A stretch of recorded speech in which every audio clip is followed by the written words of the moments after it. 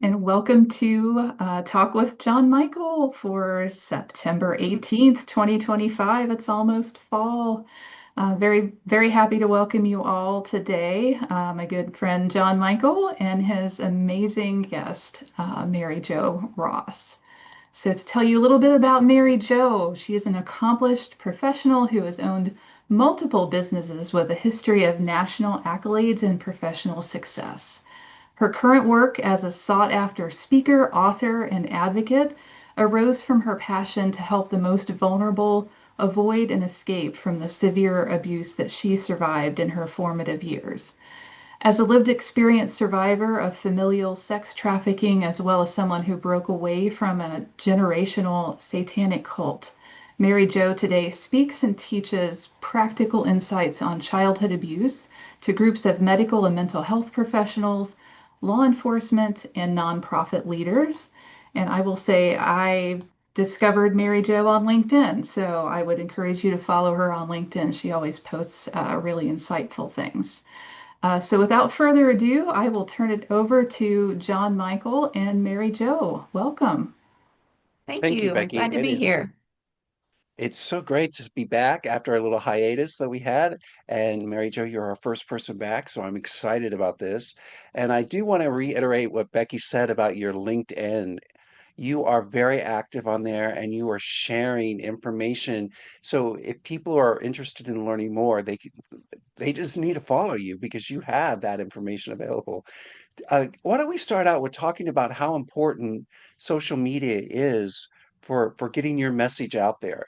And yeah, let's start with that.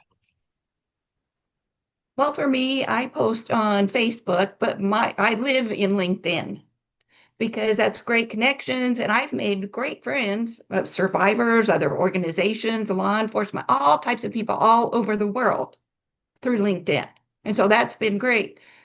And I think you made a comment last week when we spoke that what I post isn't about me. Yes, sometimes there's parts of my story, but what I'm really doing, I just want to educate, hey, this person got arrested, this happened, to let people know it's out there because you can't do anything about it if you don't know about it and if no one talks about it.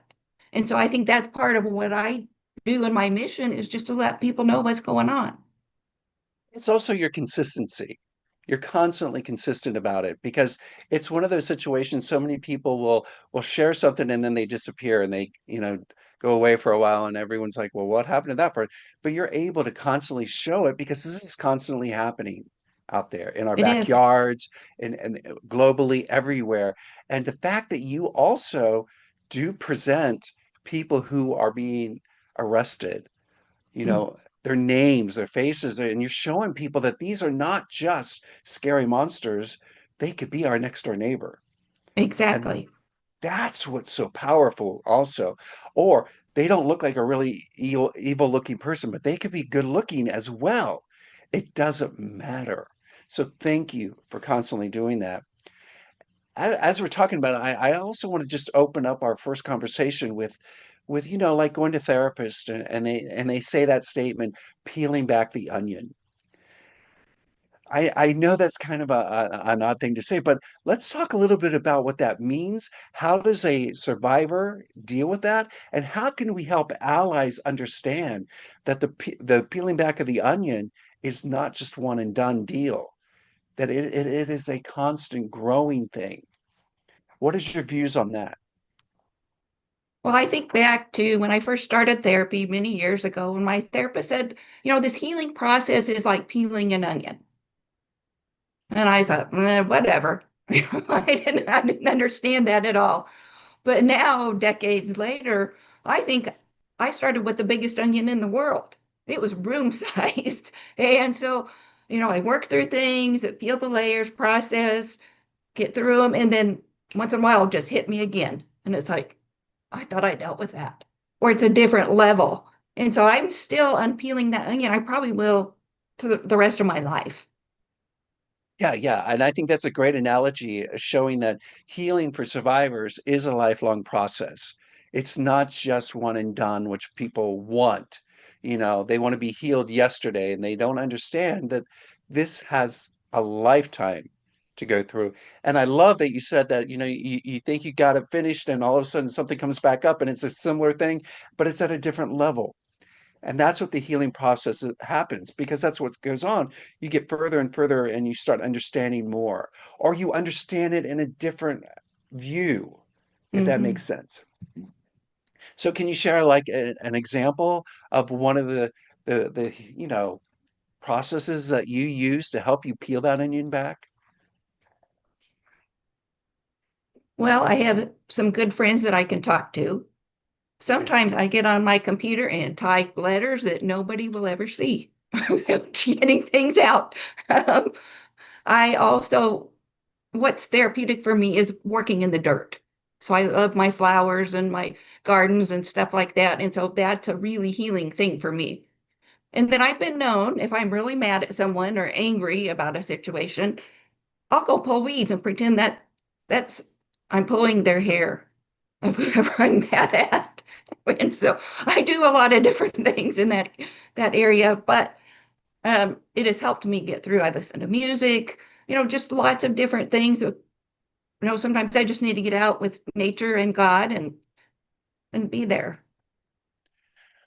Great, and I love that. And I think another thing that we might want to do now is, as comfortable as you are, if you would share just a little bit about your story, where you want to, what parts you want to share, and so that everybody understands a little bit more about where you're coming from.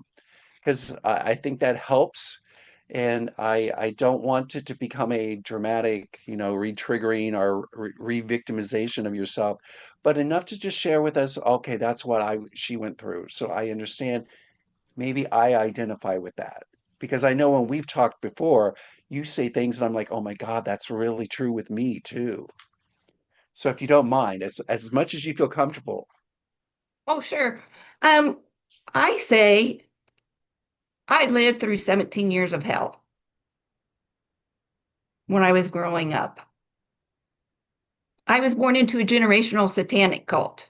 And that's something that doesn't get talked about much, but I think it's important because I'm in meeting with law enforcement and other survivors and therapists that there's a lot of intertwining between the satanic ritual abuse and then the familial sex trafficking that I also lived through. It's something very hidden. It's not like somebody carries around the satanic Bible and does things in public. This is very organized and it passes down through generations. My dad's side wasn't as powerful, but side was, and she was a high priestess. My older sister was a high priestess, and I was trained to be a high priestess, but I never crossed that line and went that direction.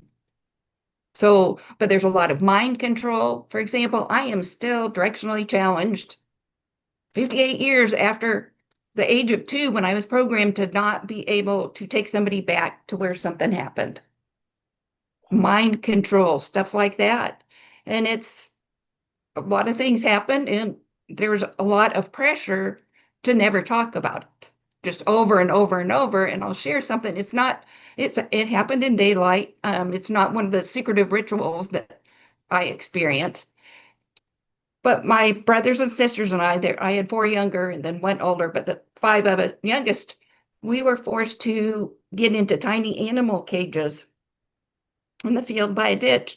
And then we had somebody with a sharp stick behind us to poke at us because we were forced to watch while our 2 dogs were being skinned alive. And we were told over and over, this is what's going to happen to you if you talk. That's a very good incentive not to talk about what's going on at home. And that was a minor situation. So I don't want to go more into that, Right. but here I Wow. am talking. That's right. Despite That's right. everything that happened, I am here talking. Can we talk about just a little bit of how you found your way out of it? What were some of the things that inside of you would say, "Oh, this is not normal. This is different. This is not what I want." Because a lot of people don't seem to understand that sometimes when we are being trafficked or we are being abused over long periods of time, that it becomes so normalized that we're not even aware that we are, you know?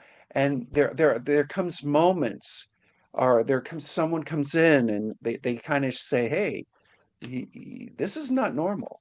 This is different. And sometimes we discover it within ourselves. Hmm. What was your process, or what made you think, oh, this is not right, or I need to do this?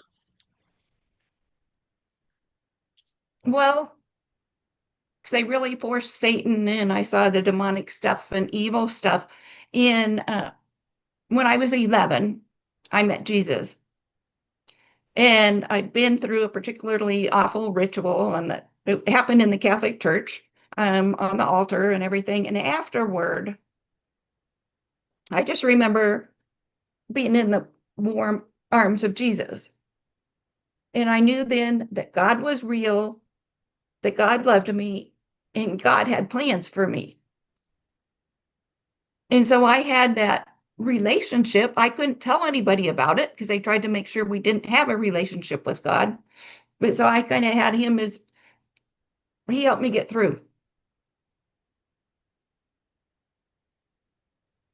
And there were situations that happened and that just was so awful that I just knew I couldn't move on. So when you met God, or whoever the Jesus. spirit was, Jesus, did you know right away that that's who he was? Did Hmm. you know what was the feeling that you had? It was just so warm and loved, and I didn't have that. I didn't have that growing up. I didn't have anybody supportive, or, if somebody said, I love you, that meant I was going to get hurt. And I didn't want to be touched. I didn't want any of that because there's way too much being forced on me. And it was a breakthrough moment for me. It's intense. That's a lot of whew. So how are you? It You're is. okay right now? Oh, How are you yes, feeling at this moment? You're I'm okay. Okay, great. And I can talk good, about it now. I couldn't. good. It wasn't safe to do so. But see, while all this cult stuff was going on, and there was human sacrifice to adults and kids and, babies and animals and all that. So all this kind of was going on underlying in my life, and the whole town was involved, so it was very secretive. And so nobody could know. And in fact, when I was 24, when I first got in therapy and finally had a person tell me, I believe you for the first time, he is still my hero. He was in law enforcement. He believed me. And actually, he and another law enforcement official would go around the state of Kansas. That's where I was getting therapy and everything, and do education on this cult stuff. Turns out he vacationed in that same little town where all that abuse happened. And so when he was on vacation a couple times, he tried to see, but I'd been out of there for 6, 7 years. So it's not like I could tell him when and where. But he did manage to get a couple undercovers sent in, and they didn't last at the police department for 2 months. They were run out of town. But Wow. so it was nice to have law enforcement support. And also, I had validation. I thought I was crazy, but I remember my therapist saying, if you're crazy, no, you probably aren't. So I had a sister in therapy in Colorado. I had a sister in therapy in New Mexico, and then I was in Kansas. And we all signed releases for our therapist to talk. And they talked and they came back and said, you're saying the exact same stuff, different roles, different ages, or whatever. So I had validation. Most people never have that. Well, So I I was just want very to share fortunate. with you.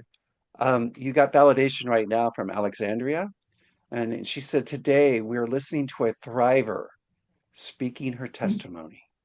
Oh, thank you, Alexandria. I appreciate That's you. just warms my heart. And you have that, and you're doing that, and you're changing lives by sharing your story and being open to conversations like this, because a lot of people do not want to talk about that, Of you know, course not. because it's like, oh, that's only what movies are made out of. That's not real, and it's hard to be able to It's confront that. And here you were just this past week talking to mhm. two groups of people about this. How did that conversation go for you? Actually, it went really well. In fact, after both sessions, I had survivors come up and talk to me and say, thank you. Nobody ever talks about the ritual abuse. And so right then and there, I accomplished everything I needed to. Touched one life and then another one the next day. But that That's was fantastic. so I'm doing the right thing. But besides all this awful cult stuff,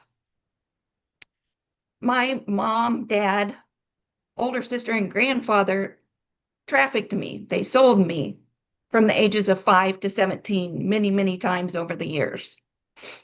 Now, may I ask real quick, is this part of that cult experience? Was that part of their, or was it two separate things? They're two separate things, but some things overlapped. Some of the sex Right. trafficking was also involved in the cult, but these are particular instances that I remember. And so it's called familial sex trafficking. I thought it was just a normal part of life. And I didn't know till 3 years ago that there was a name for these things that I remembered that weren't cult, weren't other abuse. And so it's hard to believe, to process and say, okay, I was trafficked. My body was sold for things of value. And so that was a big thing. But that's what happens in families because they use their children to get something of value. So it could be rent, it could be drugs, it could be food, it could be medication, it could be just about anything. And so, well, I'll give you an example. My dad was in construction and he was not a good businessman. My mom was mentally ill because she'd had so much abuse. And there's a lot of domestic violence and things like that. But there were 5 kids at home and we were hungry and not enough food. So when I was in 7th grade, when I was 12, let me backtrack a bit. Every Saturday morning, us kids had to clean our rooms, including the closets, and do our chores before mom got home. She would go to town and go to garage sales and thrift stores because we never got anything new. Except when I was 12, she started taking me with her. And she would take me to one of 3 places. One of them was to the rectory, where I had to go up those stairs to the twin bed where the priest was, and either I was in a reward for something he had done with the cult stuff or a bribe to do something else. That wasn't as often. Most of the time, she took me to one of 2 places. One of them was to a bank, to the bank president, and she'd drive me around back, and there was a door in the back. And she would either drop me off with that bank president, or she would go a few miles away to the house of this widower. And it was always cold. The drapes were always shut. And I remember this big clock in the living room, tick tock, tick tock. And when I would hear that, I would go away in my head because I couldn't be present with what he was going to be doing to me.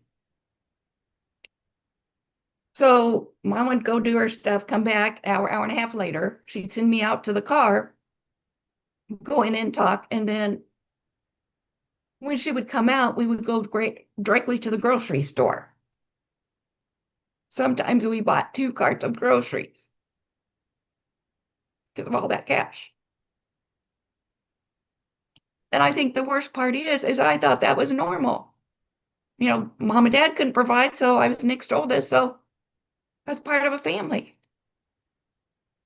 And I can look at 12-year-olds now and say, there's no way. But that's an example. Right.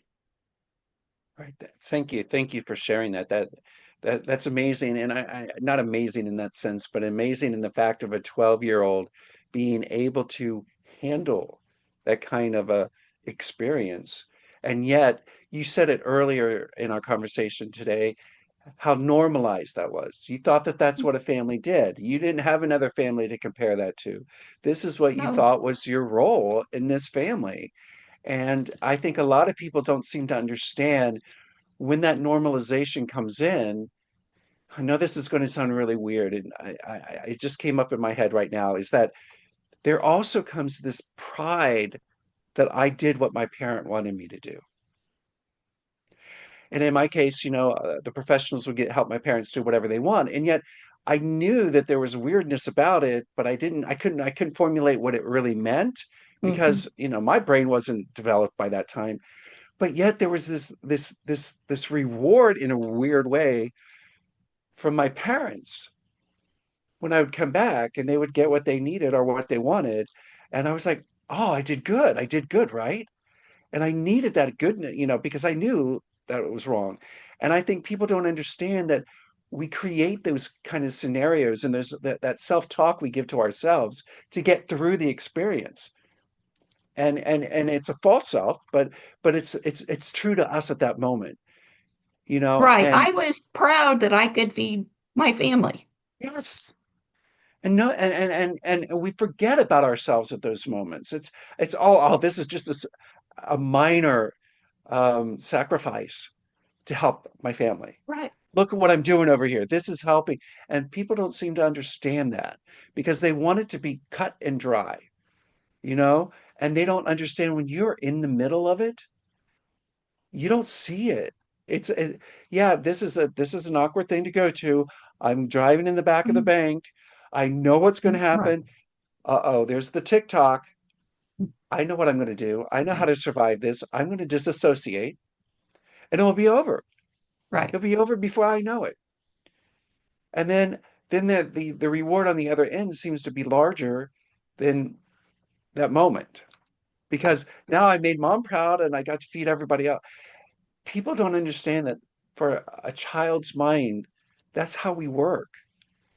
And I wish people would talk more about that because I think we need to understand the survivor's process is a little different than someone who's not a survivor.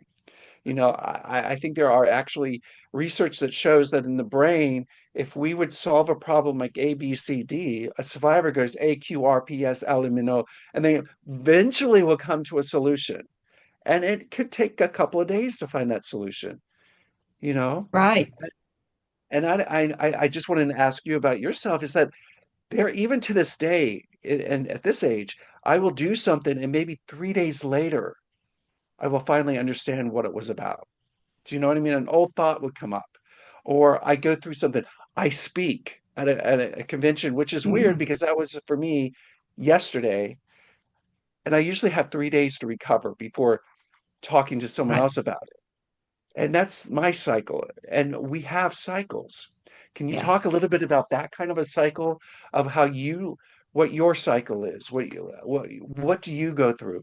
And and there's nothing right or wrong, and we're all individual and we're all different. Hmm. And that's the other thing I want people to understand because what works for me is not going to work for you. And what works for you is not going to work Hmm. for Sammy Joe over here. And people want to make sure that it's a clean cut. This is your ABCD list of how to get through it. That's It's not not. me, and that's not how my brain works either. Um, for me, when I'm going to give a presentation, I percolate a lot in my head about what I'm going to say and that off and on, and I pray about it, and then I talk to different people or whatever. But it percolates in my brain for quite a while before I sit down and work on slides. So I tend to use different slides or create new ones, whatever. And then, like we talked last week, and you asked if I was anxious or anything, and it's like, no, it's more, I have 76 slides and I need to get down to 40. So that's where I'm at now. That's the stress part. It's okay when I go and I step on stage or in front of a room. I'm not ashamed. God took that away from me 2 weeks before I told my whole story for the first time because I always kept people at a distance because I thought I would be rejected. Few people knew here and there, but not a lot because I felt so dirty and Mhm. yucky. And I had took that blame and that shame on myself. But when it was time to start talking, God took that away, and I finally connected my heart and my head, thinking I didn't do anything wrong. These adults, these other people deliberately did these things to harm me. And that was like a big light bulb. Mm. But I try to take it kind of easy the days before I speak, and then I usually take it 2 or 3 days just to relax and process and all that. So I think you might do something similar. Yes, yes. And it's interesting, depending on who I'm talking to, the audience, or who I'm communicating with, will also determine what needs to be taken care of. What tools am I going to pull up for self-care? And I Mm-hmm. think self-care is so important for everyone. And you shared a couple of them earlier, which is great. I do a lot of journaling, writing down and just letting the thoughts come out, like you said, writing letters and that you never mail. And pulling hair, those are things that help us. And I think it's different for each person.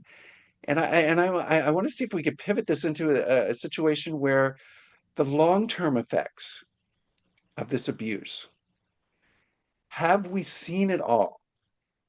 Or does layers still come up? We've already talked a little bit about that. Mm-hmm. But how do you encourage a survivor to continue on their healing journey so that they don't relapse? Well, I think what worked for me is I had small children. And I'm not going to say it's easy to go from victim to survivor to thriver because it is not. It's not short. It's not easy. There's a lot of pain involved, but it is worth it. But for me, I think what kept me going during the really rough times was I had boys that there was no way I was going to let them be exposed to anything I was. And so I was a mama bear. And that Mm. mama bear was getting through it and making sure that didn't happen. So I think that was one thing that helped me. Now, you had shared with me before some experiences of meeting frontline professionals. Mhm. And I would love if you could share a little bit of that story and how you were like, my baby, I'm taking the mama bear aspect, and how that is what kept motivating you to go forward and Yes. find the information that you needed because it wasn't as easy to find that information or that resources. Can you share a little No, bit of that? sure. Well, let's just say when I got out of college, I got married to the father of my sons, and I couldn't handle anybody who treated me well. So my picker was broken, so I picked an alcoholic and an addict. And I knew he was both of those, but I thought I could fix him. So I banged my head on that brick wall and finally found Al-Anon. But he was also a sex addict and he could not keep a job. So what a pair we were. Quick story, to make it shorter, I get to when I'm 24 years old. So I have a young son and then another on the way. And I dreamed that my dad got in bed with me instead of my husband. And my dad had been dead for years. He had committed suicide when I was a senior. And so then I started getting flashbacks and memories, and I thought I was going crazy.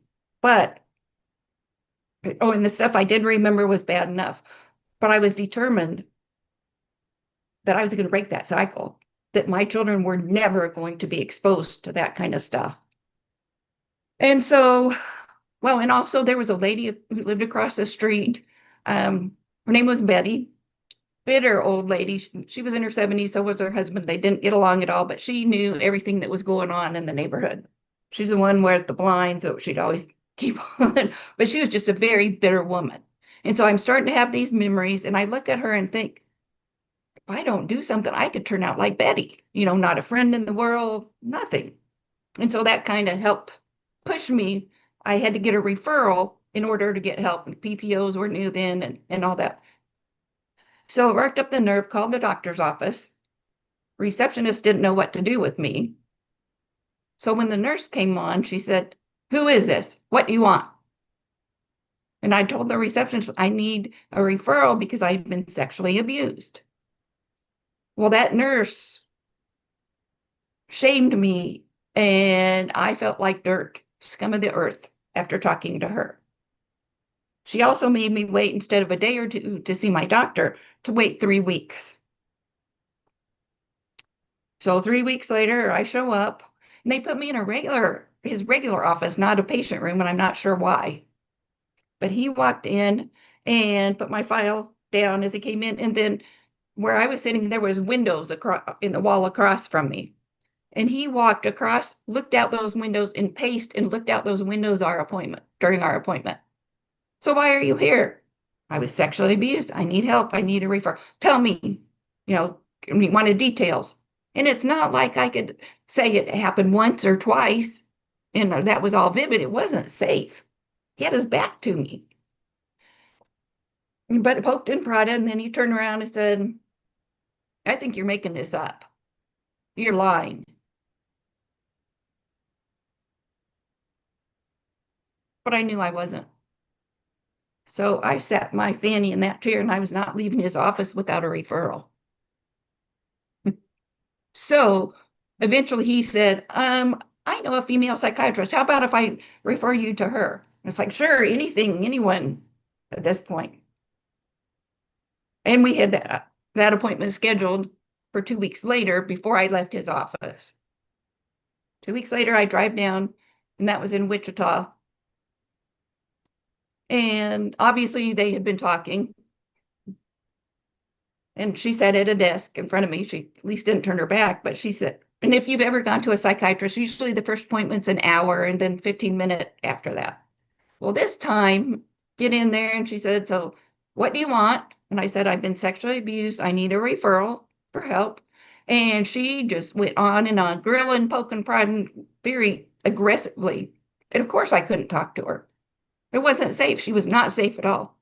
And then she looks me in the eye and she said, you're lying. You're making it up for attention and you're wasting my time. 10 minutes later, she had me by the shoulder, heading me out the door. So that was absolutely devastating.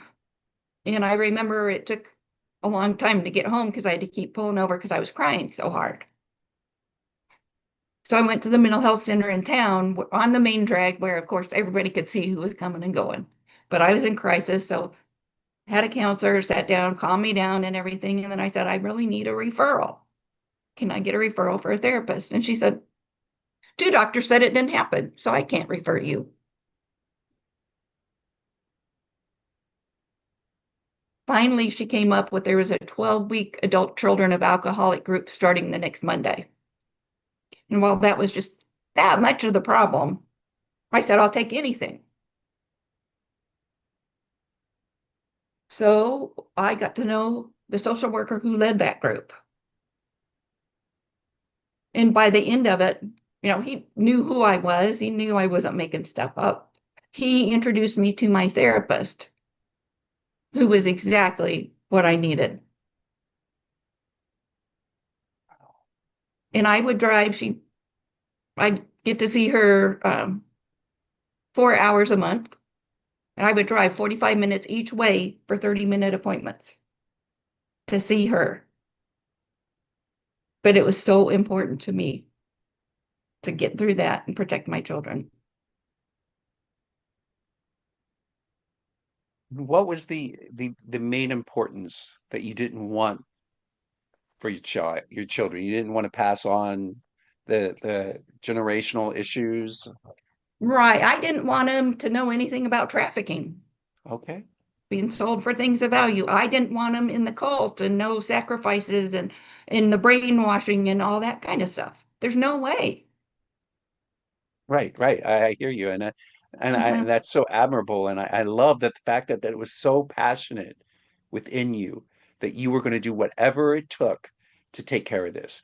And Hmm. sometimes that's what it feels like to all of us who are survivors, because how many times have we been told that they don't believe us, or we're making it up, or this really didn't happen, you're just fantasizing. Who would Right. want to fantasize such a thing? And who would want to go talk to somebody and talk about something that never Right. happened? It's just crazy to me. But I would love if you could take a moment, if we could reverse the whole thing. Hmm. Would you love an ally or someone who is helping you? How would you want them to talk to you?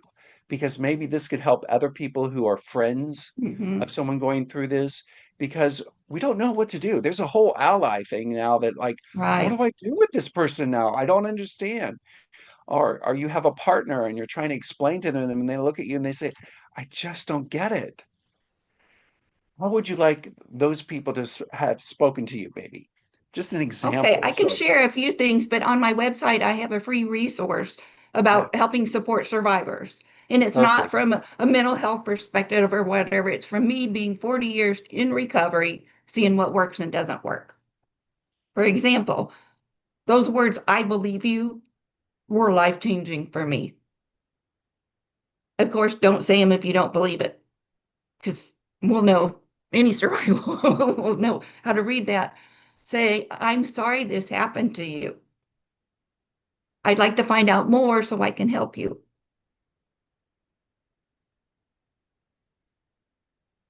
Something survivors didn't have is choices. Because in all this stuff, there's a person guiding and controlling, and there is no choice what you eat, what you do, and so even just two choices is huge. And it take a while usually to figure out what choice they want, but that's something. Um, if they're sitting on the floor on some stairs, sit with them. Do not tower over them. Do not walk up behind anybody silently, or you don't know what's going to happen. And I would say, do not tell them that I know or I understand or that I know how you feel. We've broken that chance of any relationship because every survivor is unique. The way every survivor processes it is unique. No two people experience the same thing. And if you come along and say, oh, well, I'm a survivor too, but I know how you feel. Wrong. No. So it's a quick way to make people not trust you. I completely agree with that. And I think another statement that really always bothered me is you're not alone. Right. Wait a second. Maybe that's true in hindsight and all that stuff. But Right. when I was going through this experience, I was not able to think anything beyond the fact that I'm in here by myself with this person. Right. And I don't get it, you know. I also think that you hit on something really important, and I want to just expand on it a little bit, was choices. Yes. When we're trafficked or we're going through experiences like you have, you didn't get to have that opportunity to practice choice or practice making a decision. There Mhm. wasn't A and B. It was always, this is what you're doing. And that can be very scary for a survivor when they get out and they're like, Mhm. I have to make a choice. I don't know how, Mhm. and I think that's another thing people need to really understand is that I know I was talking to Stephen Procopio, who we had on here a while ago, and he had a client who asked permission to go to the bathroom when they were in sessions. And Stephen was like, you could just go. You don't, he says, no, I have to ask you so you know where I am, as they're working through it all, because Oh, if you didn't know where he was, he could leave and da da da da da. And then it just becomes this whole fear. It's based on fear. And it's just interesting how I don't want to say the outside world, but it's almost like it is an outside world looking in on us. And the judgment about why couldn't you just walk away? Why couldn't you get up? And I was talking to a lady the other day, and she says, I would fly to Los Angeles. My pimp was in Vegas, and and people would ask me, why don't you just leave? Why don't you you have become so conditioned not to. And there is a form of a trauma bonding that happens. This right. person understands you, they're protecting you, they know what you need. So it's just it's hard for people to really wrap their brains around. And the more that we talk about it, I think the more that people will slowly start understanding, wait a minute, you have been conditioned. And I do believe we all are conditioned from the time we're born by Mhm. people around us. And that's what causes us to have these beliefs. But and in your experience, I love the fact that you said choices were not there. Right. Choices were made for you. You knew you had to walk up that stair at the church, Uh-huh. There was no choice of walking away No, from that. no, There was no choice going in where the clock was tick-tocking. right. That was what was made for you. We have been conditioned, brainwashed. I love the word that you use there because it is a brainwashing, Hmm. and that's our normalcy at the time. That's what's normal for us. So, Um, I I like to go ahead. okay. This also makes me think of isolation Oh, well, yes. because they're so isolated that there's not peers. That's part of all the stuff is keeping those secrets. And like with familial trafficking, it's everybody has family secrets. Familial trafficking, it's a family business. So there's even more.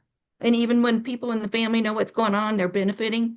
So they're going to make sure nobody knows. They're going to, heaven forbid, affect what they're getting. Right. And so the And isolation, and like my mom didn't have friends, my dad didn't have friends, they had acquaintances. But I learned early on that if I said anything about something going on in my family, it would get back to my mom and I would pay dearly, and I wouldn't even know what I said that was wrong. So I became very quiet. I tried to be invisible. I was a straight A student. I did all that. Um, but I remember mom would always come home from parent teacher conference and say, the teacher said you don't have any friends. You need to make friends. And it's like, how? You don't have friends. Dad doesn't have friends. I've never seen people be friends. But that's because of the isolation. And we sure couldn't bring kids over because who knows what would happen. And so that was, I think, survivors get isolated an awful lot. That is part of the whole deal, is get rid of family and friends and connections and people that they can reach out to because it's the control and the power. exactly. And I think also too, if familiar trafficking is happening, sometimes there could be two children in the room at the same time being abused, and they'll have two totally different perspectives and two totally different explanations of what's going on. And it's just it's phenomenal to me to think that that's what it's true, but it's so true. And depending on the story they've told each other or they've told themselves is what actually starts taking place. And that's, to one, it's like nothing's wrong, nothing's going on. And the other one's freaking out completely, and it's hard. People just don't understand. And I want to talk a little bit because you got two books, and I'm Hmm. going to try to weave this in because you talked about this last week. And the two books are, I want to make sure I say them right.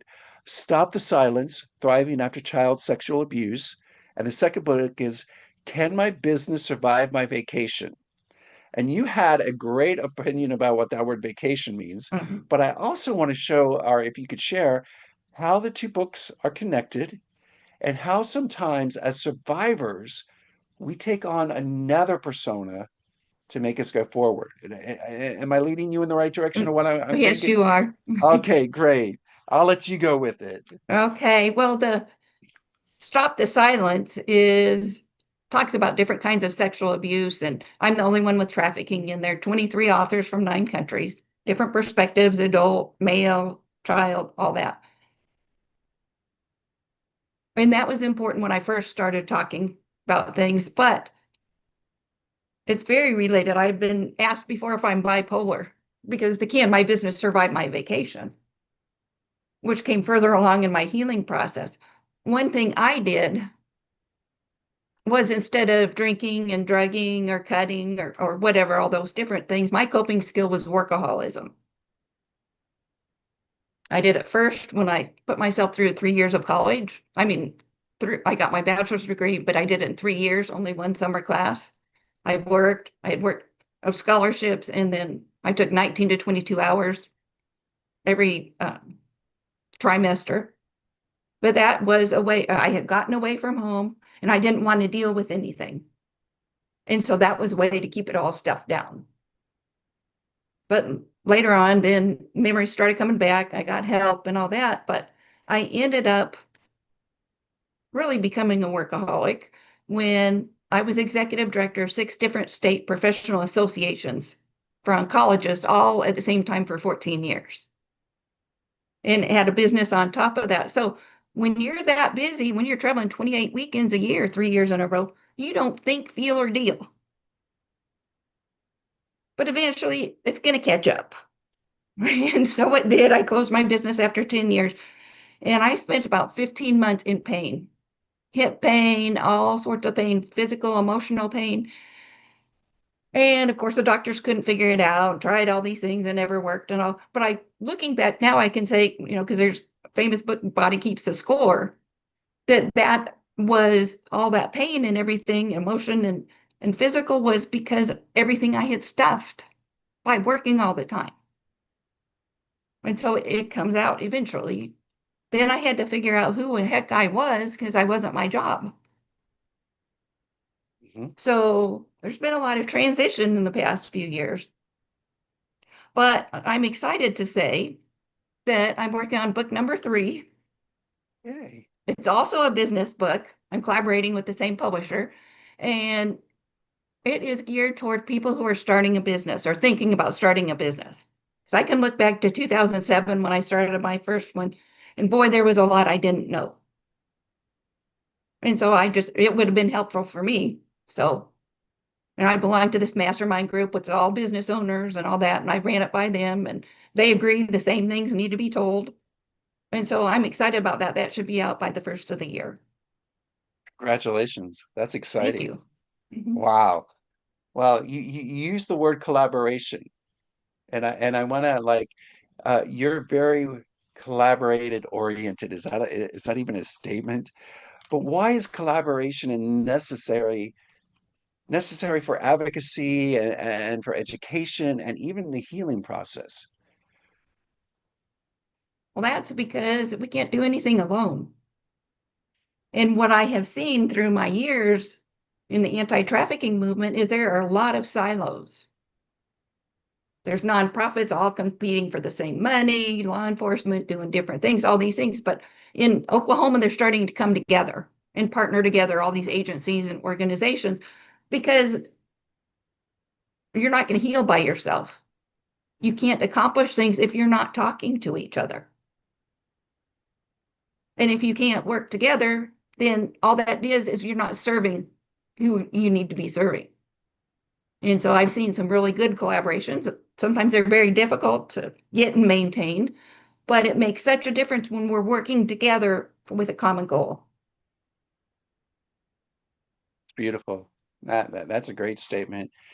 Now, what would you like to say to survivors? And then I want you to say something to the allies of survivors that can help them have this hope that you have. You have an incredible amount of hope, and we see it in your successes, and we know that by looking at you, the life can happen.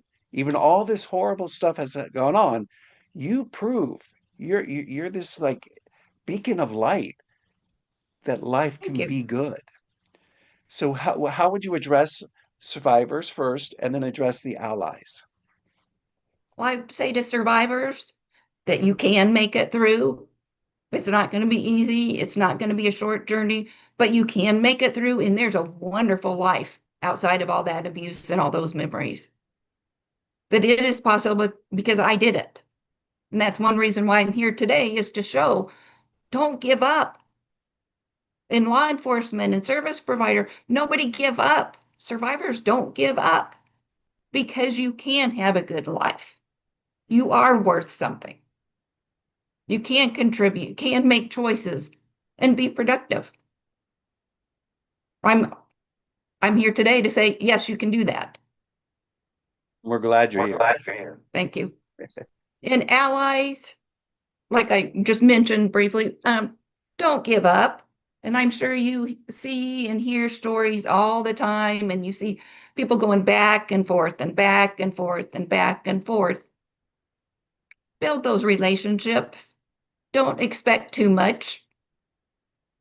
But if you're at their level and you're genuine and start building that trust in little pieces, and they'll come back again and again, and then you can help them when they're ready to get out of the situation.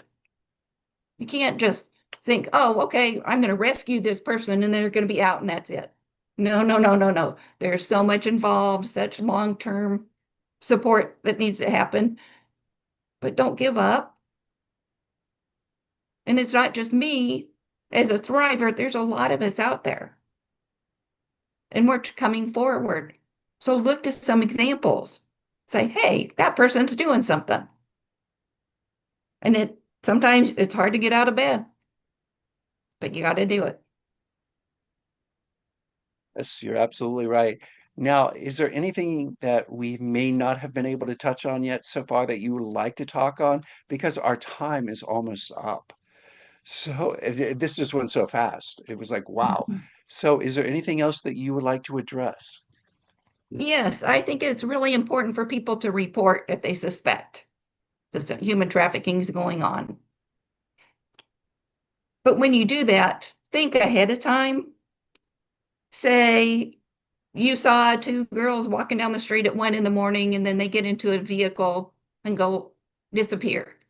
And then a few days later, you see that there's, missing girls or and all these things.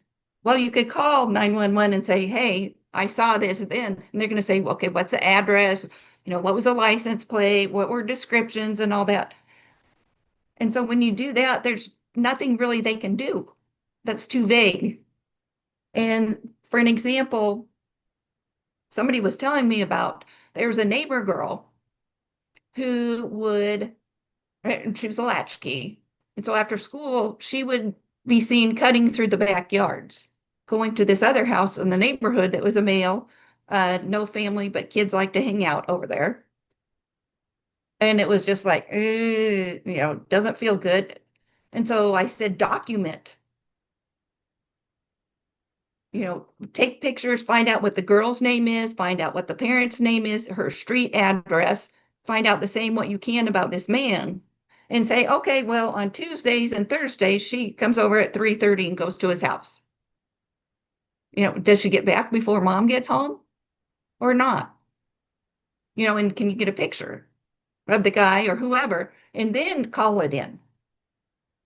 You don't ever want to go and rescue somebody or interfere. You don't want to go talk to that parent because that parent may be selling her to this guy. You don't know. And so there's trained people out there who can help.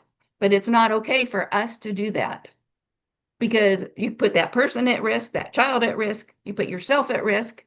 You don't want kidnapping charges, and you sure don't want a trafficker knowing where you live. So it's important to report, but think a little bit before you do.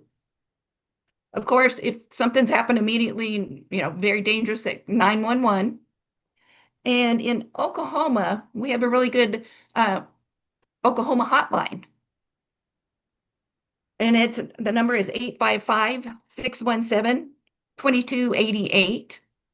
And it's the human trafficking hotline. You can report online. You can go to their OBN website, our Facebook page, and message them. So there's different ways to call. And the people who work on that hotline, all they do is investigate human trafficking in Oklahoma. So that's a really good source. In Oklahoma, we have Tulsa and Oklahoma City have really good human trafficking teams and law enforcement in the big cities. Other rural areas, there's a lot of them, are getting trained, but they're not necessarily going to know how to act with something trafficking. So I say call the hotline. Also, National Human Trafficking Hotline, 888-373-7888. And there's a new app out called Simply Report, and it's by Safe House Project. I think it's been about 6 months. Um, States are using it. Mississippi's using it big time, and so more and more people are using it. But right now, I think it's only on the Apple App Store. Hmm, Hopefully, that will change soon, but that's what I saw the other day. Or else you call the state hotline if it's a child. great. Thank you. Thank you. Now, Becky has put up a link to your books so people can go in the chat and pull that out. Is there any information they could share with people if they want to like reach out and have you come speak to their event? Where should they go and find you? What's the best way? Sure, probably my website. You can either reach me through LinkedIn or my website, which is maryjoross.com. And I have a speaker section, and you can find out more. Um, don't call me, I won't answer unless I get a text saying who it is. I think I'm not the only one that does that. But please reach out. I'm happy to talk, visit, point you in a different direction if you need it, whatever it is. Love to hear from you. Well, Mary Jo, this was phenomenal. Thank you so much for taking the time and being transparent and vulnerable and being yourself, because a lot of people aren't that, and you are truly 100% yourself. I just want to thank you for that. And we're going to bring back in Becky, and she will say our goodbyes for everybody. Thank you again. Thank you. Thank you both so much. It's my favorite hour ever whenever John Michael hosts these, and your guests are always so amazing. And Mary Jo, just such wisdom coming from you, and that's what Survivor Space is all about.